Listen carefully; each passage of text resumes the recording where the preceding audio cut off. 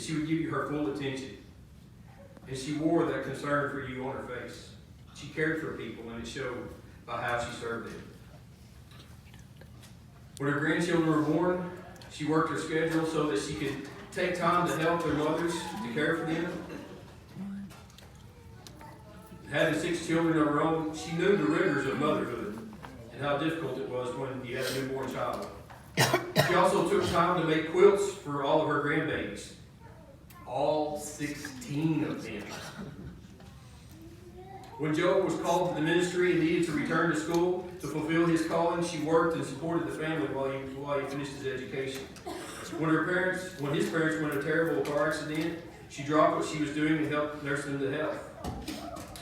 When God called Joe across the state of Texas, Nancy, 7 months pregnant, followed, helping her husband fulfill his calling. That's what pastors' wives do.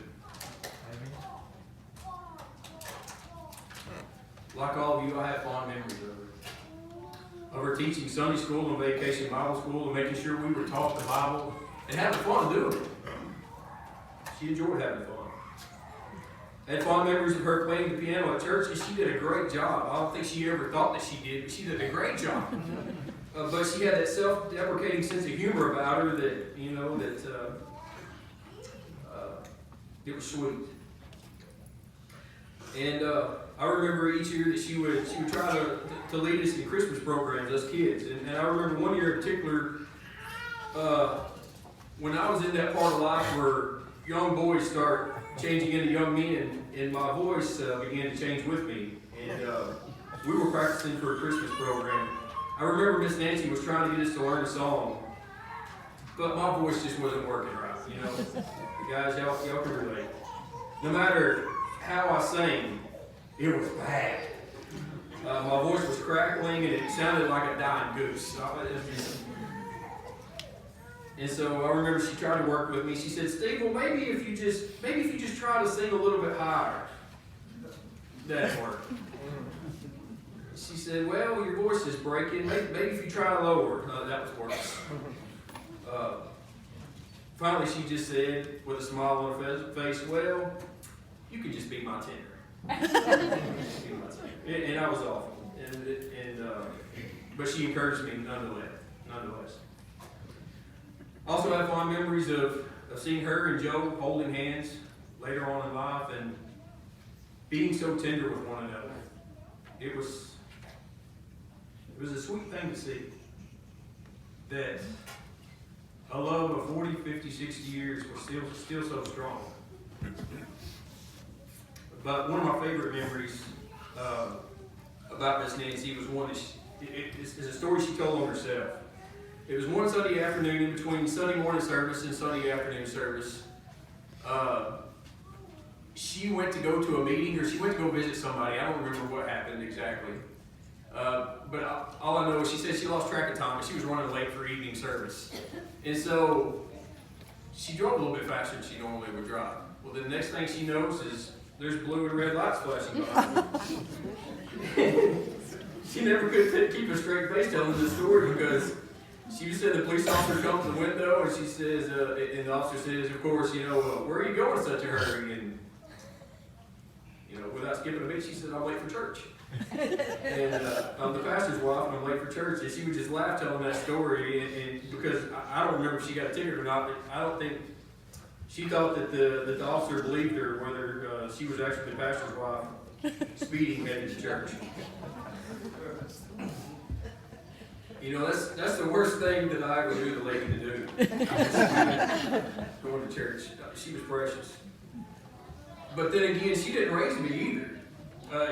She never made me wash baseboards because I fought with my brother or my sister. She never told me when she didn't like the way I was dressed that I looked like Billy Bahoogan. Is that right, Billy Bahoogan? Yeah. Or Tacky Ike. Or You Shot John. Neither did she ever tell me not to pour mouth because I was feeling sorry for myself. And she never had to explain to me that she didn't just get off the boat yesterday. And the last one Or not to stand around with my arms folded. Find something to do, yeah. Stand around with my arms folded, just find something to do. But I also have fond memories. I think when I saw her the happiest, her and Joe both, was when her family would come and to the church, and our congregation would double or triple in size. The Bass family. I always loved it. It was a blast. And when y'all would get up there and sing the specials, and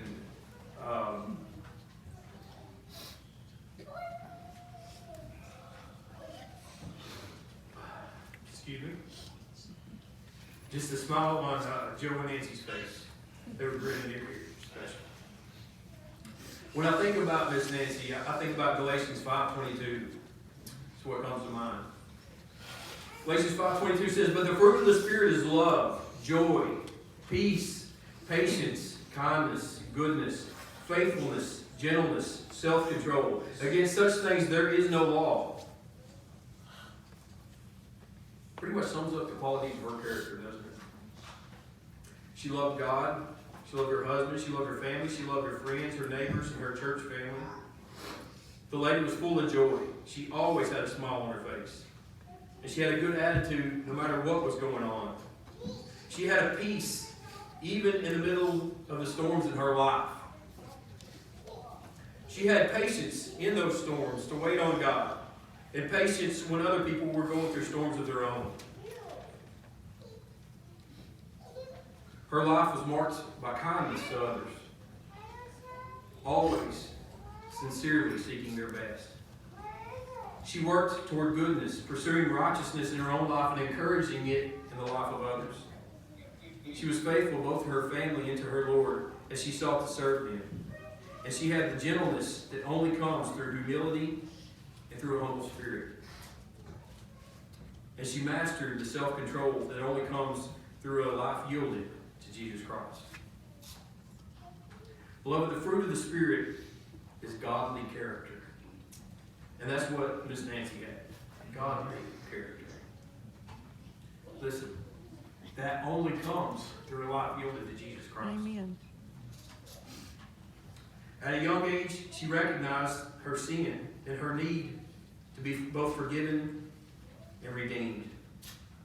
And there in that moment, Miss Nancy trusted in Jesus Christ, the Son of the living God, His work on the cross, and the power of His resurrection to save her. And there she repented of her sin, trusted in Christ, and then followed Him. And she would be the first to say that she wasn't good on her own. It was Christ in her. She repented, she believed, she yielded, and she followed. But Jesus transformed her. And do you know how? I want to show you how. This is her Bible. You know what you'll find when you open it up?